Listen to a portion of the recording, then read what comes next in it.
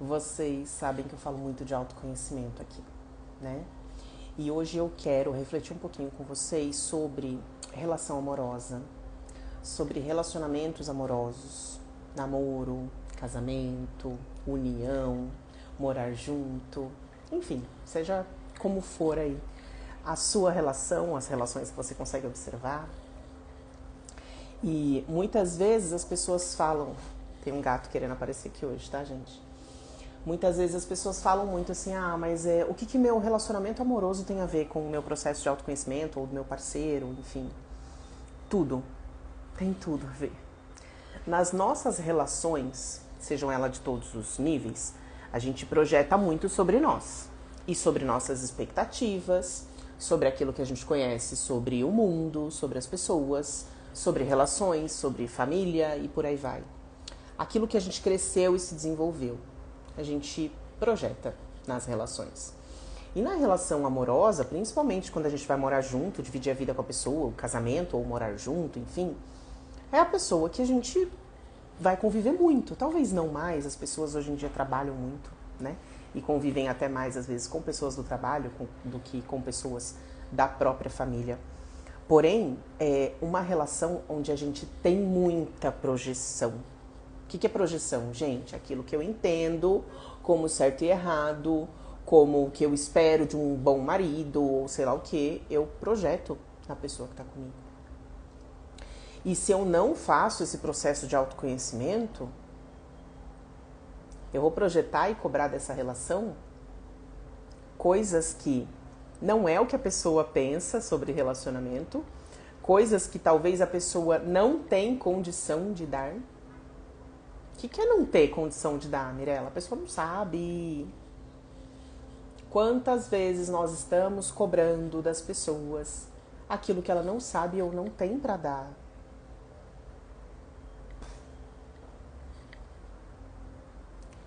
Aquilo que a gente desenvolveu na nossa vida, não necessariamente o outro desenvolveu.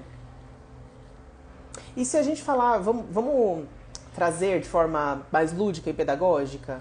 Se eu sou uma boleira, eu faço um bolo muito bem e muito rápido. Só que eu sou uma boleira. Como é que eu cobro que as outras pessoas façam um bolo igual a mim? Ou, pelo menos poderia saber o básico. Tem gente que não sabe. Tem gente que não desenvolveu essa habilidade, tem gente que não treinou, que não teve nem tempo de treinar. A pessoa não sabe fazer um bolo porque ela não quer, né? Não, às vezes ela não teve tempo. Às vezes essa outra pessoa trabalha demais em outra coisa e não tem tempo de chegar em casa e fazer um bolo, por exemplo. Eu tô dando exemplos, tá? É como se a gente falasse assim, eu espero de todo mundo lealdade. Nem todo mundo aprendeu a ser leal. E aí também tem a questão de que nem todo mundo quer ser leal. Às vezes a pessoa que você tá gostaria de ser, mas ela não aprendeu. Então ela não sabe. Nem todo mundo aprendeu a ser fiel, nem todo mundo aprendeu a ser honesto, nem todo mundo aprendeu a ser sincero e transparente, nem todo mundo aprendeu a ser cuidadoso, nem todo mundo aprendeu a ser responsável ou ter responsabilidade afetiva. E eu faço essa cara porque pra mim é triste saber que as pessoas não aprenderam, mas elas não aprenderam.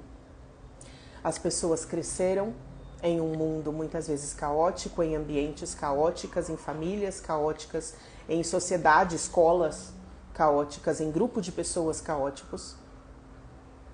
E às vezes o que a pessoa aprendeu foi só se proteger, mentir, enganar, trair. E às vezes a gente olha essas pessoas e acha que elas estão fazendo isso por mal. Uma parcela das pessoas estão. Outra parcela não estão. E eu não estou tirando a responsabilidade dessas pessoas que não fazem por mal. Elas também têm a responsabilidade delas. Porém, talvez isso foi tudo que ela aprendeu. A mentir para se proteger, a trair para se proteger, a inventar para se proteger. E esse se proteger, quando a gente vai para a vida adulta, parece muito... Não é possível que alguém faz isso para se proteger. A pessoa não amadureceu. Ela só cresceu de tamanho do corpo físico. Ela ainda é aquela criança ferida que aprendeu que para não apanhar da mãe ela tinha que mentir, que não foi ela que quebrou o vaso, ou inventar que foi o irmão que quebrou e não ela. E ela só cresceu de corpo e quem está agindo ali ainda é a criança. Magoada, ferida, angustiada, com medo, vivendo sob pressão. Nós estamos num mundo em que os adultos, na maioria das vezes, estão em corpos de adulto, mas quem está regindo aqueles comportamentos, aquelas dinâmicas, aquelas relações, é a criança ferida da pessoa. Muitas pessoas. Se você talvez começar a abrir os olhos e observar o seu mundo, as pessoas à sua volta, as suas dinâmicas, pode ser que você observe isso também. Nossa, olha, eu percebo isso em tal fulano, eu percebo isso em tal fulano. A outra pessoa ali que eu conheço também. Parece uma criança num corpo de adulto. Muitas pessoas estão assim. Porque nós viemos de gerações atrás que entregaram o que sabiam entregar e muitos deles não sabiam entregar consciência nesse processo de afetividade emocional, processamento emocional, regulação emocional. Porque para emitir um comportamento saudável, primeiro eu preciso regular o meu emocional. Se eu estiver muito irritada, com muita raiva, eu posso emitir um comportamento muito agressivo. Então eu preciso regular o meu emocional primeiro para emitir um comportamento equilibrado. E o oposto vale o mesmo, tá? Por isso que a gente fala muito, não tome decisões nem triste ou com raiva e nem feliz demais. Porque se eu estiver feliz demais, alegre demais, empolgada demais, eu vou emitir comportamentos que também são demais. Que também são over para aquela situação do momento. Então não é porque eu tô feliz que, então tá tudo bem, agora eu posso fazer o que eu quiser, falar o que eu quiser. Não é assim. Eu também preciso fazer um processo de regulação emocional. Não é que eu não posso sentir, aquilo é muito bom sentir alegria demais, felicidade demais. É muito gostoso. Mas o meu comportamento, a forma como eu externalizo isso, também precisa ser equilibrado. Senão eu também faço coisas muito. Eu saio, né, falando que amo todo mundo, me relacionando com todo mundo. Compro uma casa, um carro, um avião, compro uma viagem. Não é assim. Eu preciso também regular as emoções que também são boas. Senão meus comportamentos também serão de uma forma que eu preciso me preocupar depois, porque eu posso ter feito algo que não era bem o que eu queria se eu tivesse regulada emocionalmente.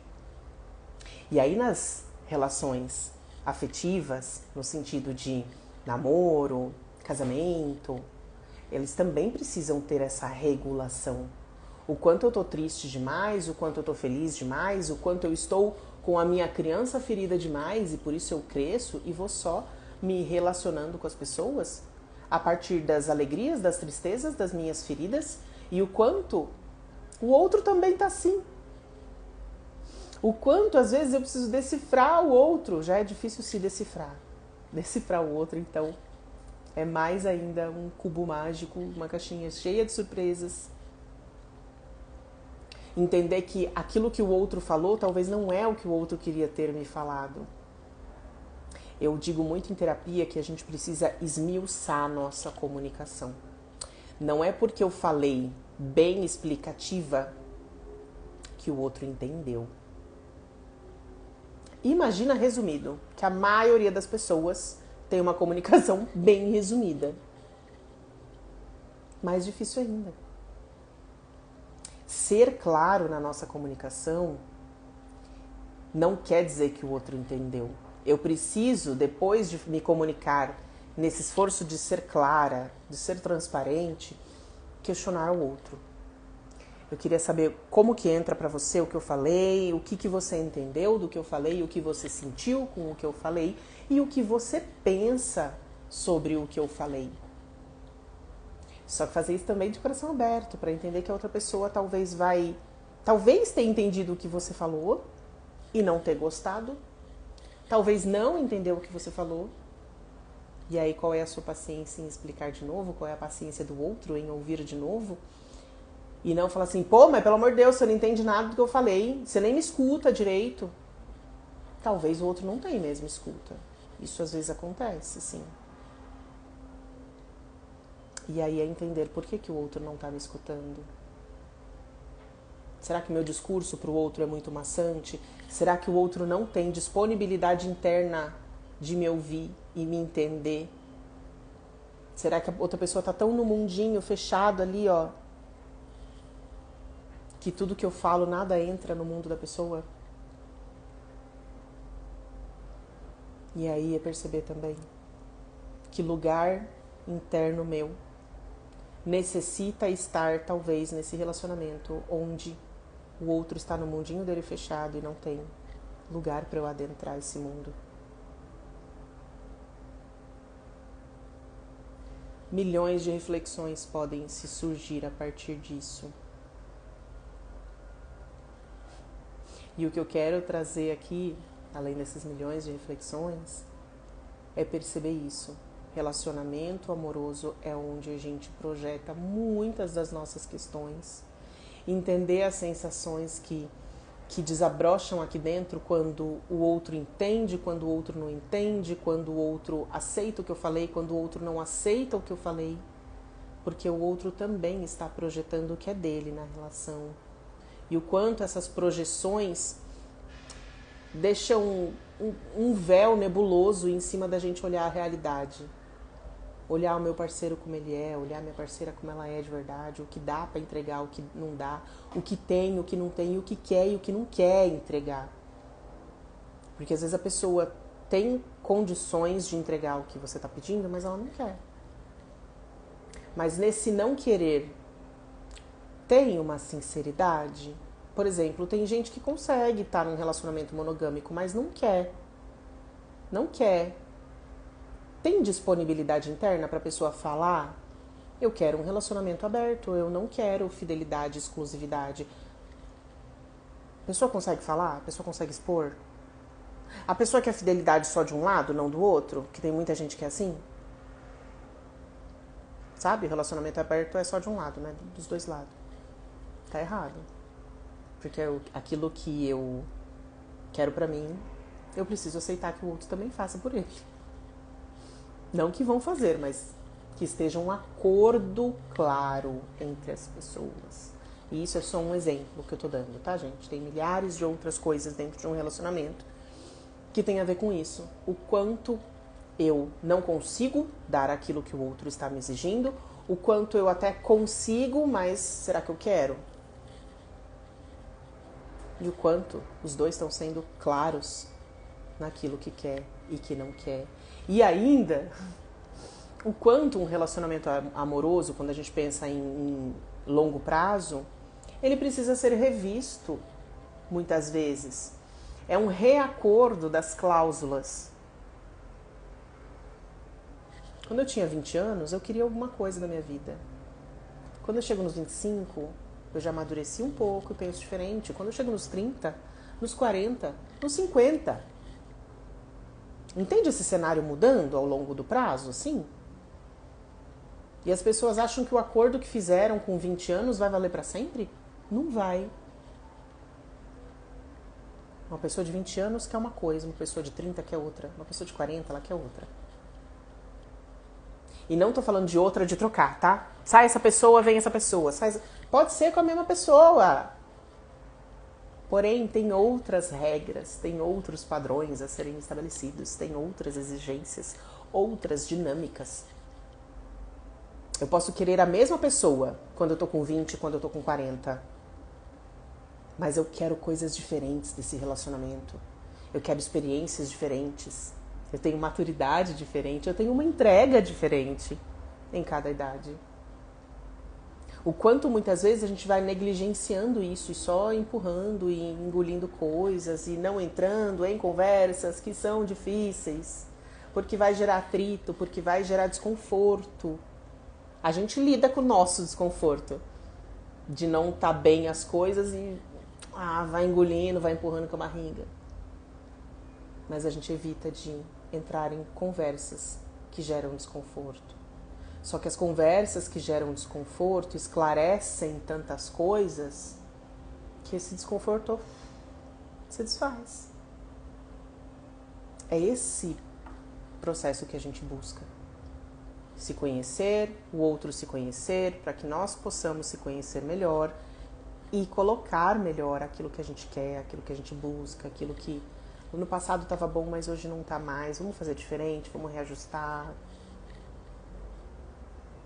Vai ficar mais leve, vai ficar mais saudável, vai ficar mais dinâmica. Tanto para o casal quanto para quem vem depois. O que é quem vem depois? Os filhos, os animais que tem na casa. Quem vem depois vai sentir o impacto de quem veio antes. Os filhos vão sentir o impacto da relação dos pais naquilo que não está bom. Os filhos sentem, as coisas não precisam ser ditas. Os filhos sentem quando tem o climão entre os pais. Não estou falando isso para os pais ficarem se julgando e se observando o tempo inteiro para isso. Até porque pensar em não ter o climão entre os pais não é só não impactar os filhos. Tem muita gente que só olha por esse aspecto. Eu quero resolver minha vida para não impactar meus filhos. Você tem que resolver sua vida por você, pelo seu relacionamento, para ser mais leve, para ser mais feliz. Também para não impactar seus filhos, mas não só por isso. Esse tema vai longe. Até a próxima. Um beijo.